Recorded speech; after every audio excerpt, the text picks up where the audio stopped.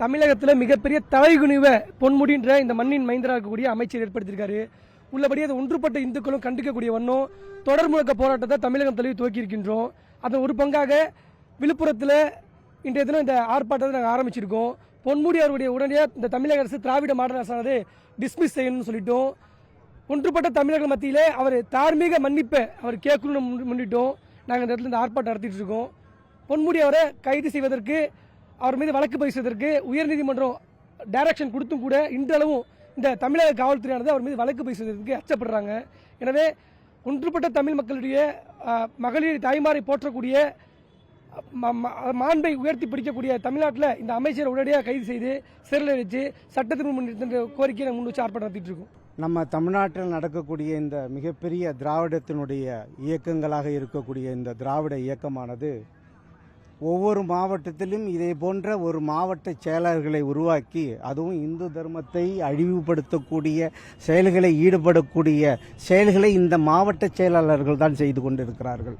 அதற்கு துணையாக மாவட்டத்தினுடைய செயலாளருக்கு தலைவர் மு.க. ஸ்டாலின் அவர்கள். இந்த ஸ்டாலின் அவர்கள் இன்றைய வரையும், அதுவும் உச்சநீதிமன்றத்தில் கொடுத்த தீர்ப்பின் பிரகாரம் வரை இப்போ வரைக்கும் அவர் மீது எந்த ஒரு நடவடிக்கையும் எடுக்கவில்லை. ஆகையால் இது இன்று வரைவு எடுக்காத காரணத்தால் இதை இந்தியா முழுவதும் இருக்கக்கூடிய ஆன்மீக குருமார்களுடைய கண்டிப்பை இன்றைய தினம் நாங்கள்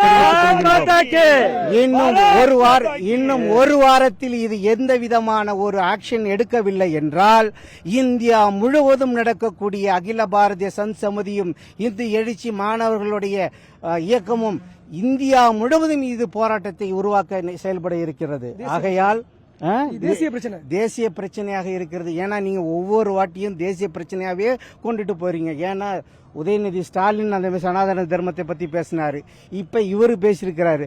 வெளி மாநிலத்தில் அண்ட முடியவில்லை. இந்த தமிழர்களுடைய இந்த நாகரிகத்தையும் பண்பாட்டையும் காத்த தமிழர்களுடைய இந்த பண்பாட்டு நிலத்தில் இந்த அமைச்சர் அவர்கள் இந்த மாதிரி பேசியிருக்கிறது எத்தனை கோடி மக்களாக இருக்கக்கூடிய இந்த இப்ப நடந்த 65 கோடி மக்கள் சனாதன மக்களை நீங்கள் திரும்பி பார்க்க வேண்டும்.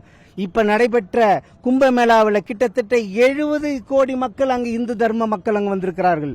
இந்த மக்களுக்கெல்லாம் இன்னும் காதுக்கு செல்லவில்லை.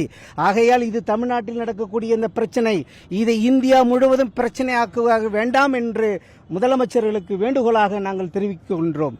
வருகின்ற இந்த அமைச்சரை நீதித்துறை சொன்னது போல அவர் மீது கடுமையான நடவடிக்கை எடுக்க வேண்டும். உங்க கட்சியில நீங்க பதவி எடுக்கலாம், நாளைக்கு திரும்பி அவரை சேர்த்துக்கலாம், அது வேறு. ஆனால் இந்த மக்களை புண்படக்கூடிய பெரும் ஆன்மீகவாதிகள், அத்தனை குருமார்கள் சன்னிதானங்களும் மடாதிபதிகளும் ஆதீனங்களும் எல்லாரும் இன்னைக்கு முடிவு எடுத்திருக்கக்கூடிய விஷயம் என்னவென்றால், இன்னும் சரியான ஒரு வாரத்தில் இதற்கான ஆக்ஷன் எடுக்கவில்லை என்றால் இந்தியா முழுவதும் நடக்கக்கூடிய போராட்டத்தை சந்திக்க நேரிடும் திராவிடர்கள். ஜெய் ஸ்ரீராம். செய்திகளை உடனுக்குடனும் துல்லியமாகவும் தெரிந்து கொள்ள சப்ஸ்கிரைப் பண்ணுங்க.